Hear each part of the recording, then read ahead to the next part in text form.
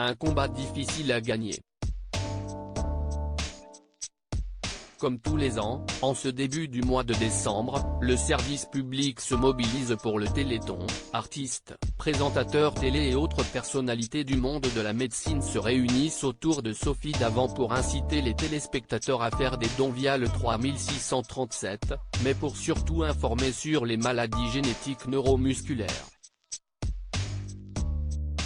L'occasion également de recueillir les témoignages de ceux qui sont touchés par la maladie, ou qui l'ont été, comme Henri Sagnier, ex-présentateur de Tout le sport sur France 3, à plus de 70 ans, « Je n'avais jamais été malade de ma vie et j'ai attrapé une maladie auto-immune », a-t-il expliqué vendredi 2 décembre sur France 3. Victime d'une maladie neuropathique, puis d'un virus, ce fan de vélo traverse une épreuve incroyablement douloureuse depuis 2 ans, qui touche heureusement à sa fin. Henri Sagnier peut enfin remarcher après des mois passés dans un fauteuil roulant. L'ancien commentateur du Tour de France, avait eu un accident de cyclisme fin 2020, début du calvaire qui s'est transformé en longue maladie. On se retrouve allongé, on ne marche plus pendant 1 an et demi à 2 ans.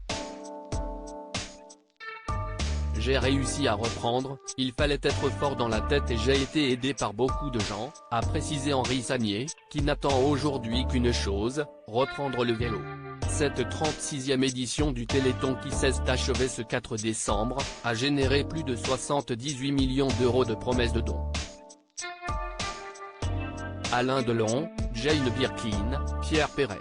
Ces stars qui ont été parrains du Téléthon. Henri Sagnier, très proche de Jean-Pierre Pernaut alors qu'il se battait pour lutter contre sa maladie, Henri Sagnier a dû aussi faire face à une terrible nouvelle qui lui a porté un gros coup au moral, le décès de son ami Jean-Pierre Pernaut. Invité sur France Bleu Picardie, quelques jours après la mort du présentateur du Trésor de TF1, l'ancien animateur de Tout le sport sur France 3 a eu du mal à contenir sa tristesse. CIST beaucoup de détresse chez moi. J'ai du mal à vous parler. CIST extrêmement dur avait avoué avec difficulté Henri Sagnier. Avant d'ajouter avec peine, CIST un copain qui disparaît. Ça arrive subitement.